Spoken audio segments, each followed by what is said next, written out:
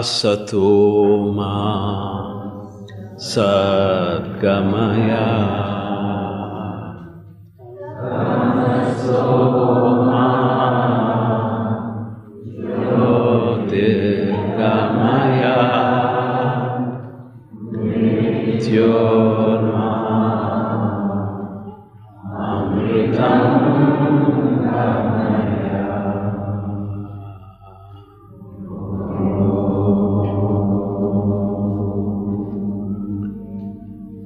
Shanti, Shanti, Shanti.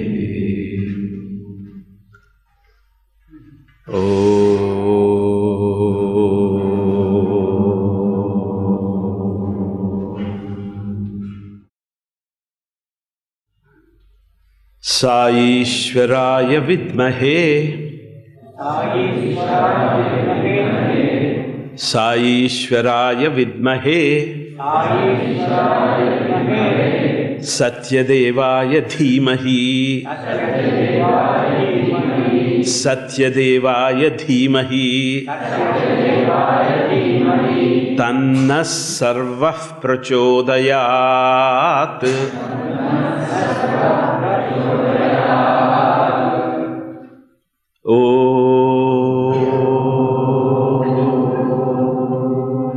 Sai Ishwaraya Vidmahe Saishwaraya Vidmahe Sathya Devaya Dhimahi Tanna Sarvah Prachodayat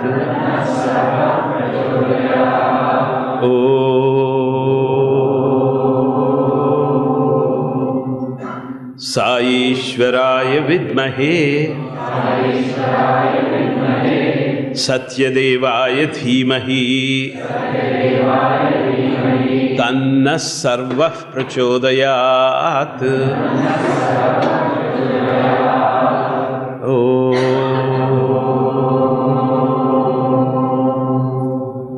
Shanti, Shanti, Shanti. A number of devotees have expressed the desire to have another talk for this season, as it were, on this holy Sai Gayatri Mantra. It is very befitting that this expression of this desire took place around the time, the Christmas time, the holy time.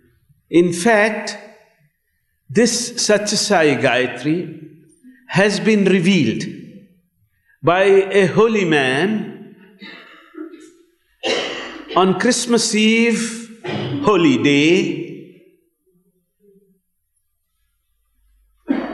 at holy time, which is the time of the Sathya time, the junction of day and night, the night and day, that is called Sathya, Sandhi, the junction time, which is most propitious, which is most auspicious, and at which time if a mantra or a sacred formula, Vedic in its mold, Vedic in its inspiration, and revealed by a Vedic scholar, Shrotriyam Brahmanishtaha, a Shrotriya who is also the one who has practiced Vedic values, in the presence of this holy avatar, to whom this is addressed, in the very presence of this contemporary avatar, or the Advent, to whom this great holy mantra has been dedicated.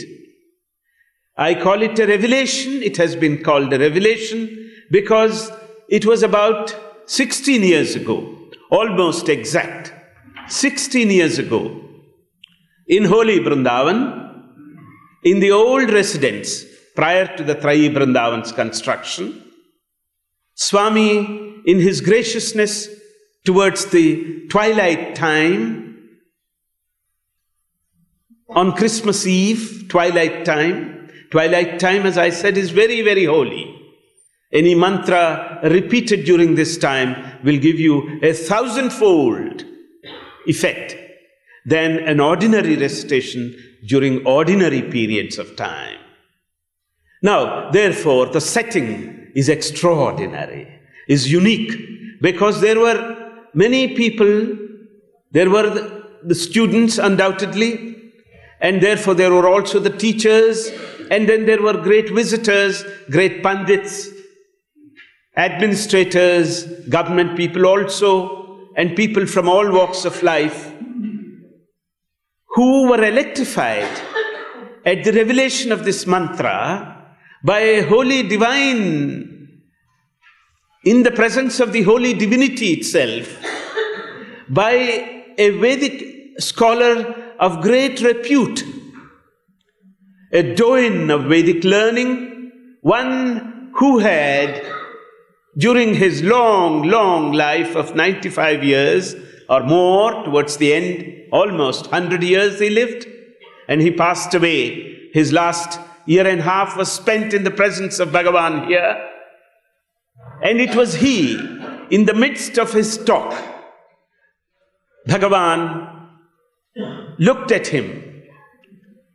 He was asked by Bhagavan to speak a few things from the Vedas to the students particularly, and this great Vedic scholar began to explain the Upanishads, particularly Taittiriya Upanishad, in which the students at the end of their discipleship are advised how to behave. Satyam vada, dharmanchara. All these various things that we talk about, the various values which must be imbibed during the brahmacharya period, that is, during the early stage of one's life, during the stage of celibacy, and during the stage of vows of brahmacharya. Now, it is during that early period that one must be taught these things. Brahmacharya, living in Brahmic consciousness. This is taught early. This is taught early. In the midst of his talk, this great Vedic scholar was overcome with a tremendous... It is not an emotion. It is not mood-making. He was overtaken by a divine inspiration, undoubtedly. And he stopped in the middle. And Bhagavan looked at him. Shastriji, he addressed him, and said, Bangaru, the golden one, go ahead, say it. And it was during that blessed moment when the setting sun was streaming his great rays into this entrance of the old mandir, where Swami was sitting in all his glory, in all his majesty, on a cushioned, big seat. I could still recall that great occasion. And this great scholar, overcome with this inspiration, blurted out, as it were, not composed, not produced by human effort. It looked as though a Vedic mantra, a mantra in the Vedic mold, with Vedic syllables, with Vedic characteristics, called in the Vedic meter, the most important meter, although it is called the Gayatri meter, it is very simple meter. It has three, this Gayatri meter is the Vedic compositions which conform to a certain Vedic mold. Now, that Vedic mold is called Gayatri Chandas. This great mantra has been revealed at that time, 16 years ago, almost to the date. It was on Christmas Eve, day before yesterday. So it is quite befitting that we meditate on this, that we know about its origins. Well, what is its authority? Any mantra, as we say in the Vedic parlance, is an inspired uttering by a Vedic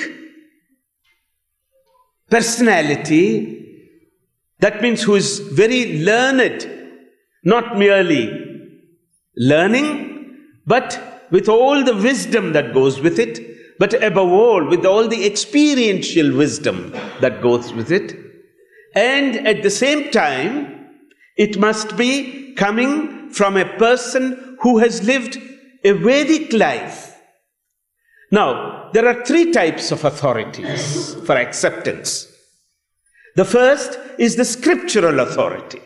Scriptures speak about avatars, advents, their characteristics, their qualities, their activities, their glories, their majesties. The second valid means, testimony, as it were, is from a Vedic personage, one who is steeped in Vedic learning and practices, who is a Shrotriya, who is also a Brahmanishta, who is established in Brahmic consciousness. And so he was established in the Brahmic consciousness because he was right in front of this great Brahmic personage, that is Bhagawan, Baba himself. And that is the second, the Guru as he is called, whose weight is heavy. Guru means heaviness. Heaviness out of learning, out of practice, and out of living in Brahmic consciousness. You have an Aptavakya, which means the Shruti, which means the scriptural testimony, who is thoroughly involved in scriptures, who had written about Baba, spoken about Baba, to what extent he would conform. He conforms to every one of the scriptural criteria of an avatar. So he has steeped himself in that. So he is called the revealer, the drashta, the seer of this great mantra. As Bhagavan had said at that moment, he said, "You are the Rishi." And this great sage-like personality then addressed Bhagavan, "You are the divinity incarnate, Sarvadevata Swarupa." So therefore, this is the background of the origins of this particular holy mantra in the presence of Bhagavan, in the presence of great devotees, a number of devotees from all walks of life, from several parts of the world. That was in 1977, Christmas Eve in Vrindavan. The great Kasturi, who passed away later, of course, after 10 years after that perhaps, he told me, "You write it up and give it to Sanatana Sarathi." And this was published in Sanatana Sarathi under the title which was chosen by Kasturiji himself, A Vedic Scholar Inspired. That appeared, of course, in 79 in the April issue. And what you have here, which has been distributed, is a photocopy of that particular report drawn up by me at the instance of Kasturiji. Now this mantra, Mananat Trayate, the one which saves you from samsara, from this endless cycle of birth and death, by its repetition, Tajjapas tadartha bhavanam. Not merely repetition, japa, tadartha bhavanam. Japa means not mere repetition, tadartha bhavanam. Knowing its meaning. Now here we come to the three parts of this great Gayatri mantra. First, it begins with pranava, with Om, as all mantras undoubtedly do, because Om is the essence of the classical Gayatri. And the classical Gayatri, Tat Saviturvarenyam Bhargo Devasya Dhimahi Dhiyo Yona Prachodaya. The first part of that classical Gayatri is it is the essence of the Vedas. The most ancient,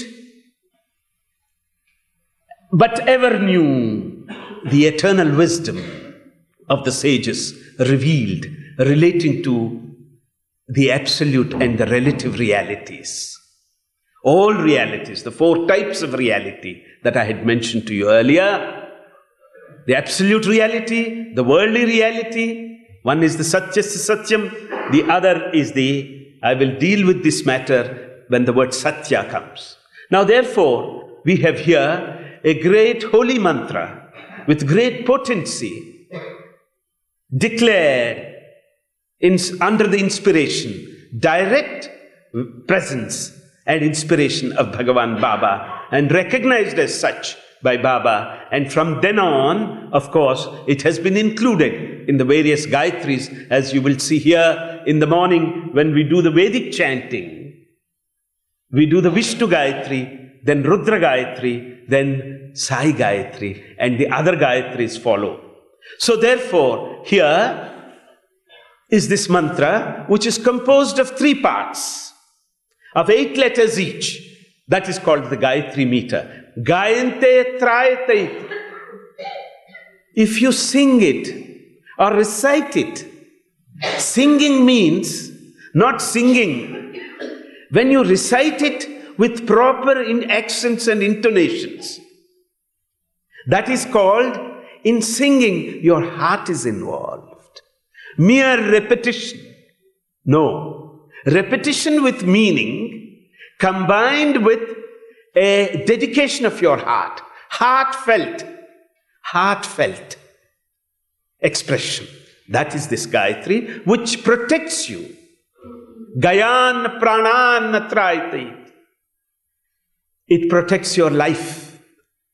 It is life-giving, life-supportive. The positive principle of all life, of all divinity's life.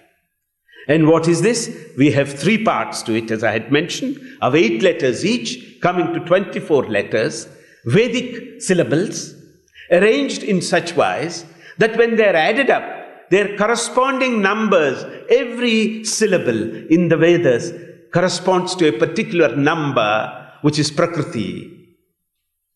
A number, Sankhya. God is expressed in Sankhya Yoga. He is numberless, infinite. But we start counting. 1, 2, 3, 4, 5. To infinite you can't. Ultimately you get back to that one. Ekam sat vipraha bahudha vadanti. God is one and one only. One only, the great Upanishads say. Advitiyameva. So, therefore you have this God expressed in different names by names and manifesting himself depending on the devotee's intensity of devotion in that particular form with which he is comfortable and with which the devotee is absorbed. He must appear before you. This, of course, is stated in the Vedic. Yad bhavam tad bhavati. As you think, so you become. Ultimately, you must think and identify tadatmya bhavam, as Bhagawan had said repeatedly. Tadatmyam, you are that, thou art that. Tat tvam asi. It is that complete absorption of no differentiation between the 3 entities. The one who meditates, the process of meditation, and the meditated, that distinction should go. I will come to that also a little bit later. So therefore, what does the first 8 letters, the first part as it were, the first sentence, which has a verb there, Vidmahe. Vidmahe means we have come to realize, we have come to know what? We have come to recognize what? That Sai is Ishwar. Sai Ishwaraya Vidmahe. That Sai is Ishwar is what we have come to know, recognize and realize. As I said, the third testimony, apart from scriptures and apart from the Guru, is the most important criteria. The third is your own experience. So by the words of the scriptures, Shabda Pramana, by the Guru's word, who has no axe to grind, who is not selfish-oriented, who has lived the life of a sage-like personality. He has no self-interest. It comes from him. So from the Guru's words, that is the second testimony. But these two are only 10%. 5% scriptures, 5%, if I may say so, the calculus of testimony, the arithmetic of testimony, of authority. Only 5% are the scriptures. 5% is what the Guru tells you. It is your own experience. You must walk your own path in spirituality. The Guru is the guide, the scriptures explain. Okay? Now we have come to that. We have kavidmahe, with to know, to realize, to recognize. What? That Sai is Ishwar. Sai? What is Sai? Saha plus I is in the Sandhi, in the euphonic combination in Sanskrit. Saha plus I. Saha is he. I is she, mother. He is the father. The universal divine father is called Saha. The universal divine mother is called I. Shivaha Saha Ityuchyate. As the great Vedic scholar had put it. Ai iti amba prakirtita. Amba, amma, amma, ma. Ai. Ai stands for the universal mother. Tasya ubhayoho sanyogaha. It is the combination of these two that makes Sai, Samba Shiva. It is the Shiva Shakti. We had the most beautiful bhajan before the Aharati, which exactly formulated the Samba Shiva, Samba Shiva, Sam. Amba Sahita Saha. He with Amba, with Shakti. Because Shakti and he are one and the same energy. So, Bhagavan is expressed as Shiva Shakti, that is Sai. So, Shiva is called Ishwar, Maheshwar, Allahu Akbar, Akbar, great, Maha Ishwar, the great God, Maha. So therefore here you have an identification. You must think of it, not must. You may wish to think. You may wish to consider thinking, if I may put it in the most diplomatic terminology, of portraying, picturing, knowing about the Shiva expression. Because the Vishnu expressions, the 10 avatars, they come with all powers, of course, the advent, but they wield the most terrible weapons directly. Mega force, magnum force is used. Shiva also has this Trinetra, the third eye, the eye of both knowledge, wisdom, of liberating knowledge, but it is also the eye of destruction at the time of dissolution of the universe. So therefore here, because I tell you this because this great Vedic scholar on a Shankara Jayanti was speaking here at Bhagavan's instance, and he, out of his own animation, came and said, Bhagavan is Vishnu, Bhagavan is Brahma, Bhagavan is Gayatri, Sarvadevata Swarupa, but by some little absence of mind or some such thing, he forgot to mention Shiva. But he did say Sarvadevata Swarupa. At the time of his departure, Swami called him into the mandir, right where that Shirdi is there, Sai is there, and the whole thing at the background, and he stood. He gave an interview to this great scholar, and I accompanied him to that interview. It's almost like an interview. He said, Shastriji, in your talk, you mentioned about all divinity. You mentioned about Brahma, Vishnu, Saraswati, Lakshmi. Shall I show you my real form? And then he materialized one of the most beautiful pictures I had seen. That picture contains the sum and substance of what the Arati at the end says. First, that picture has a big Om. And in the middle of the Om is this coiled, hydra-headed serpent with its raised hood. And there is that coiled seat.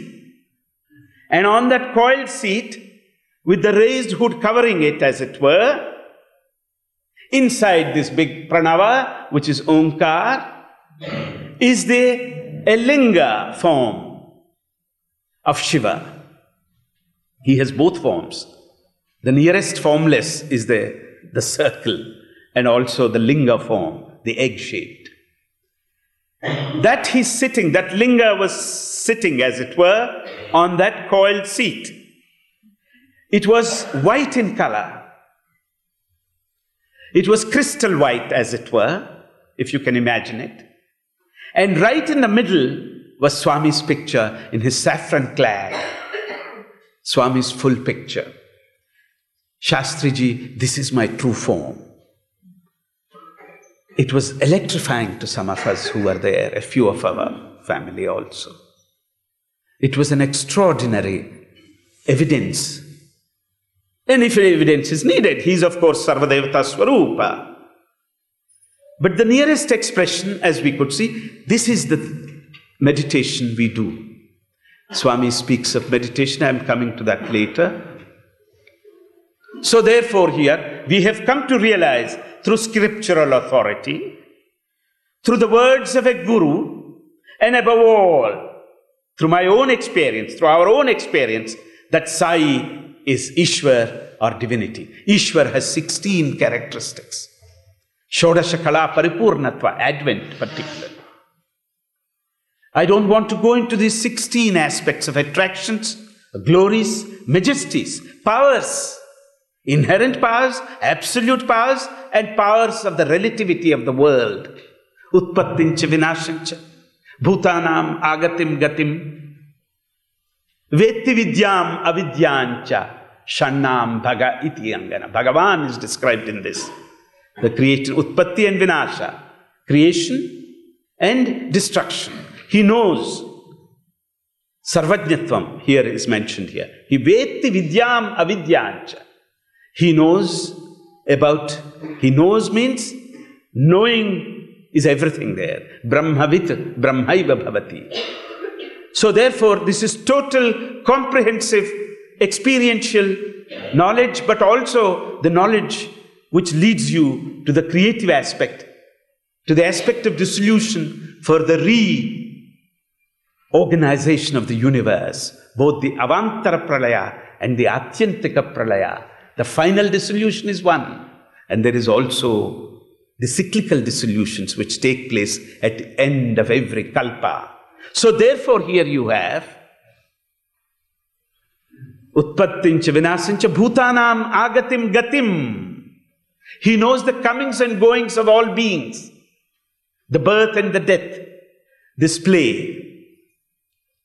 And he also vetti vidyam avidyancha. Vidya is supreme knowledge, knowledge of liberation, which gives you infinite freedom. Not merely liberty, but freedom. Not merely freedom, but equality, samatvam. Samatvam is called that. I am not repeating the other politicized expressions of liberty, equality and fraternity. Here it is the absolute, which has all these three characteristics. Some of them must have taken these ideas earlier from these basic thoughts, because all thoughts originate in this Vedic Trinity. So therefore here we have this expression, Vetti vidyam avidyancha. He knows, he possesses, and he confers the knowledge of the absolute. He also knows and he operates the knowledge of the relative knowledge, the knowledge of nature, the knowledge of the relativity of the world, the worldly knowledge. He is the master of both. And then there is Aishwaryasya samagrasya dharmasya yashasa shriya vairagyasya mokshasya shannam bhaga itingana. Another 6 characteristics. Aishwarya, incomparable prosperity. Samagra, comprehensive.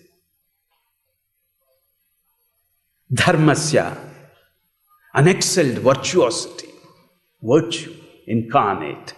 Aishwaryasya dharmasya yashasa shriya, yashas, incomparable fame. Shriya, total auspiciousness. Vairagyasya mokshasya, supreme detachment. Vairagya, viraga, raga vihita. Supreme detachment within and intense activism without, on the outside. Nothing touches inside, that is Swami. And he is supremely active, intensely active outside. Vairagyasya mokshasya. But there's another characteristic, there is moksha. He confers liberation. This is the hallmark of an advent of an avatar. It is to bestow liberation. Of course, he would teach the eternal verities, the eternal religions, the eternal dharmas. That is one aspect. The other aspect is also that he is intensely active. He shows activism at its best, in its perfection. Yoga karmas kaushalam. Yoga is defined as excellence in action. Any action which arises out of meditation is cleansed of all that selfishness. Selfishness is sin. There is no original sin in Vedic thought. It is selfishness, as Swami had expounded yesterday. Swartha swaprayojanam. It is selfishness that stains all actions. It is selfishness, selfish actions which leave unerasable, which cannot be erased in this life, impressions, which are carried over to your next life, to our next life. So therefore, eschew selfishness, egotism. Not egoism, ego identity is necessary in the world of action, but egotism, if it becomes an ism, if it becomes an obsession. Nationality is good, but to be a jingoistic nationalist, of course we have seen its distortions. In European history, in world history, in the 2 world wars, what extent to which that kind of jingoism leads. Therefore, it is not ism here. Egotism is wrong. Ego, identity is necessary in the world of relativity, in the world of relative reality to act. Anyway, therefore we have this first part. We have come to recognize Sai, realize Sai through scriptures, testimony, through Guru testimony, and above all through our own experience. That is important, as I mentioned. The second part of 8 letters, Sai Ishwaraya Vidmahe. After that?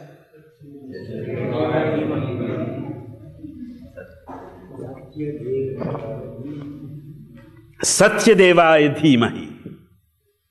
Now here the verb, the action. Verb means action. There it is, we know, knowing. Here we meditate. Dhimahi. What do we meditate on? On this Satyadev, this God of truth. He is established in truth. Sathya.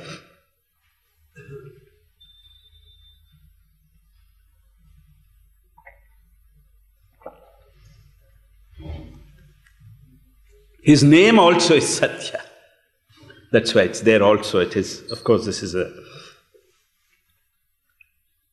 Now we meditate on this God of truth.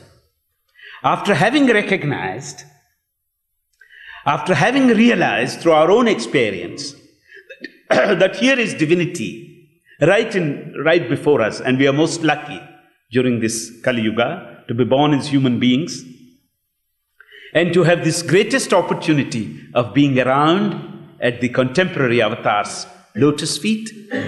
It is undoubtedly our greatest good fortune. The second is, after knowing a thing, it is like knowing about the mango. Knowing about the mango, then you want to eat it, internalize it. That is called dhyana. Dhyana, dhi, intellect, ana. Internalizing it, nearing it. Atmetyupagacchati. You must internalize that knowledge of the characteristics of this avatar, his glories, his majesties, his miracles. As I have called him, Maha Mahima Manusha Vigraha. So therefore, after knowing about these things, what do? You meditate. You meditate on the truth of all truths, the essence of this divinity. What is the essence of the divinity? Swami had explained it yesterday. The expression is an essence. The essence is Sathya, truth. But truth is an abstract principle. What is truth? Said Justin Pike. You remember that. Truth. Can you buy truth? Is there something, a bazaar commodity? No.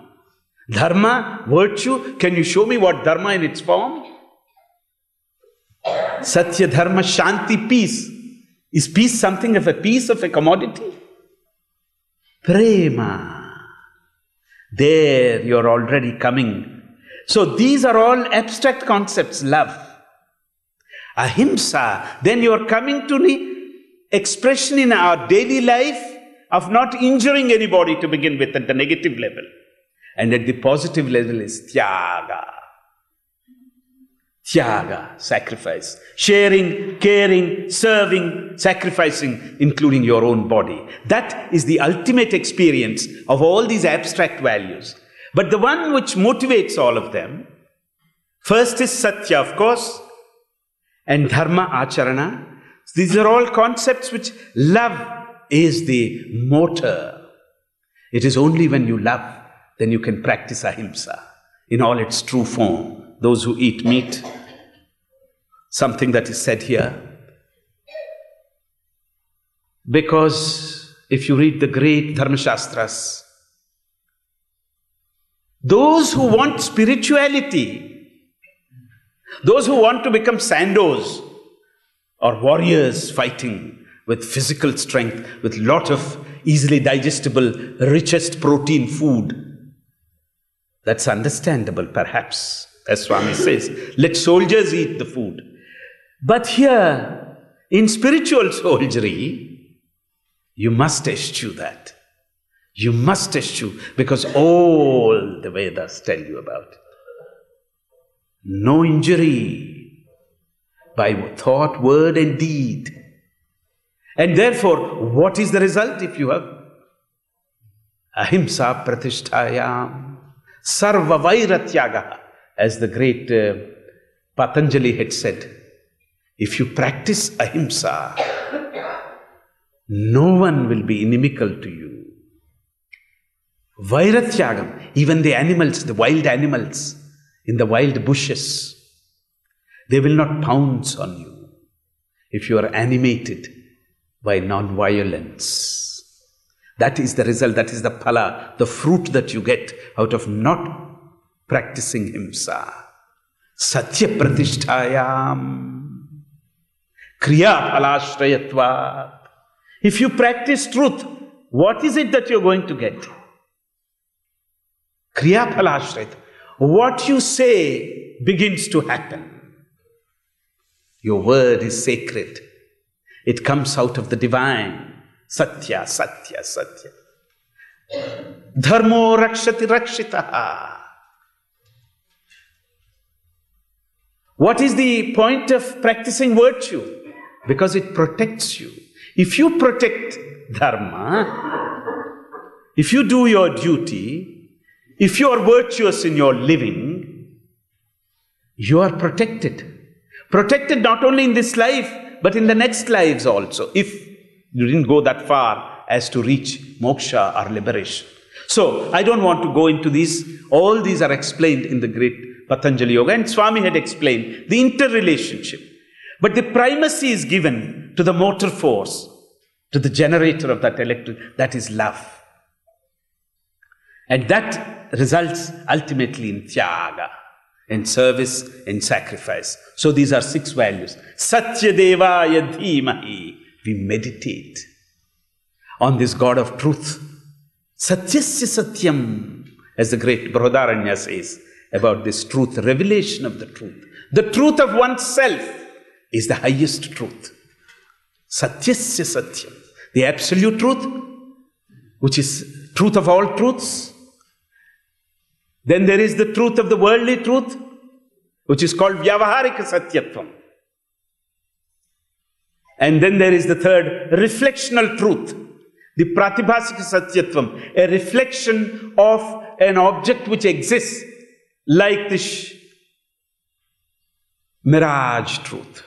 You go after the mirage, which is a reflection of sun's rays on particles of dust arising in the heat.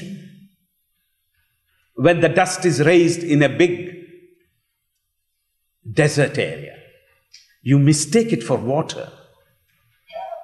So therefore it is only a reflection of the sun. You can even, of course, pray to that reflection because it has aspects of that sun. So therefore here we have the third type of truth, reflectional. And then, as I said, fictional truth. So, a figment of your imagination. All this, the Satya is relativity. Satya. Saha is he, God. Yaha, who, God. He is also who means God. The real who is he. In between is ti. The great Brihadaranya explains it. Taittiriya Brahmana explains the Satya. Ti is Prakriti, the nature. Swami had explained this beautifully. Prakriti is sandwiched between divinity. Saha is divinity, Yaha is divinity, Ti in the middle, Satya, Satya. Truth is veiled, but is not veiled, as I said. Truth veils the veil. Because he is both the Mayantu Prakritim Vidhi, Mainantu Maheshwaram. Maya is Prakriti, is nature. But the one who is Maina, who puts you under this delusion and illusion, is the Ishwar himself. So, in any case, I am saying this, Satya Devaya Dhimahi. We meditate in the Bhrumadhya. That is called Dhyanasthan. In the great Dakshinamurti Upanishad, this is mentioned. Baba mentions about at the eyebrow, the root of the nose. This is where. But what do you meditate on? Form, object, sound, light, in good posture, all this, and above all, breath. But every one of them, if you concentrate on one, the rest follows. You get an even breath. The light, the sound, the shabda can be meditated on. The light can be meditated on. Jyotirahamasmi, Brahmahamasmi, Ahamasmi, Brahmahamasmi, Ardranjvalati, Jyotirahamasmi. All this starts with Ardra, means a speck of water, that is Atma. This is the individual being. We are 99.9%, we are all water. Ardranjvalati, then the body is burnt. It jwel means it burns up. Ardranjvalati, Jyotirahamasmi. It is that Jyoti, it is the light. I internalize the light outside, is light internalized, brought inside, cleans up the whole thing, and then Brahma ahamasmi Brahma ahamasmi, and ultimately it ends up with ahameva aham. I am I. This is the great Mahanarayana Upanishad. So therefore we have here a meditational method which Swami speaks of the light, and the mantra is the sound, and the light is Brahma Jyoti, Jnana Jyoti, Divya Jyoti, and above all this avataric Jyoti, Prema Jyoti, the light of love. Love is God, live in love. That's what Swami said. So this is the meditation on that. Or the meditation could be that form which I described you earlier. But I meditate, as I told you last time, on the lotus feet of the Lord in the Bhumadhya. It has given me immediate 2 or 3 times, I had extraordinary experiences. Lotus feet appearing, the Lord appearing, Baba appearing right in front of my eyes. Whenever, and there are only a few occasions, only 2 so far, I meditated strongly on that. I'm not recommending this to anybody. You must find your own path. Now we come in the next 2 minutes to the third part. Satyadevaya dhimahi tanna sarvah prachodayat.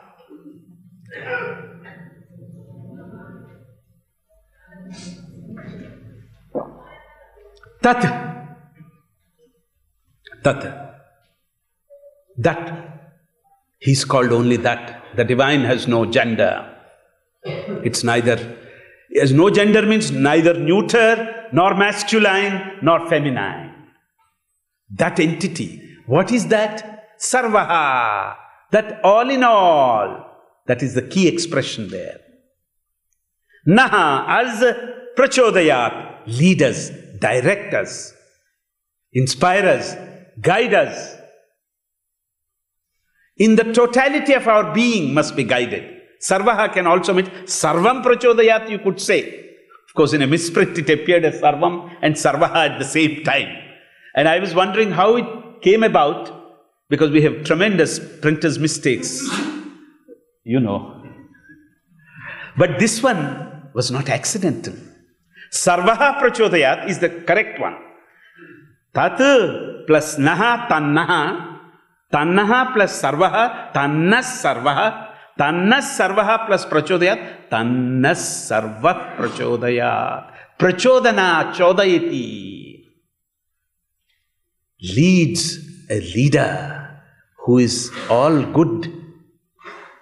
Leads, directs every step of the way.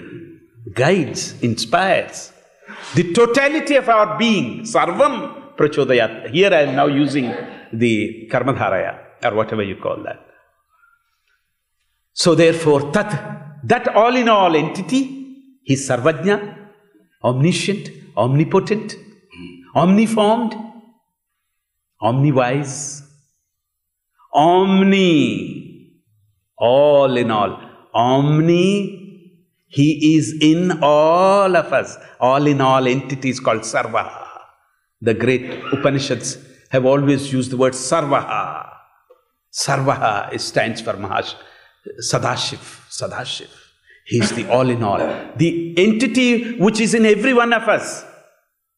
Sarvatma bhutantaratma, as we call it. Sarva bhutantaratma. Sarva devata swarupa. The embodiment of all divinities. Sarvajna. Omniscient. Many, many words are used to express the divine all in all. Tat, that, sarvaha, all in all entity, the one who is in each one of us is called all in all of us, as, naha, prachodayat, lead, direct, inspire, so that we follow his human values, the 6 human values. Sathya, dharma, shanti, prema, ahimsa, tyaga. Tyage naike amrutatvamānashuhu. Only through tyaga. A few, it said. AK means not a few only achieved. Because it is such a Tyaga, total dedication, total surrender. Only a few are capable. But that doesn't discourage us, because in Kali Yuga, the very Naam, the name of the divine, his remembrance. Kali Yugam, Nama Smaranat Ucharanadeva. Mere repetition will lead you ultimately to that final path of liberation. So therefore, we are praying to the all in all, Sarvadevata Swarupa, to lead us in all ways, at all times, all wise also. Ways and wise, all wise, to lead us to liberation. So this is the holy mantra, which has been revealed 16 years ago by a great Vedic scholar. In Vrindavan, in holy time, holy place, holy presence, holy minutes of that twilight time. And that was 16 years ago to the exact. And I'm very grateful to you. You have given me an opportunity, the ones who had asked me to speak again on this, because they are new, most of them. And it is at their instance that I've agreed once again to speak on this great mantra. Now we repeat the mantra.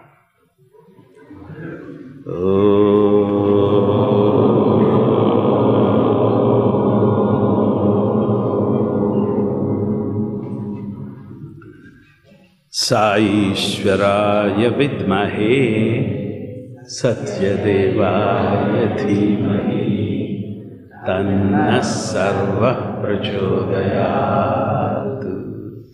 Om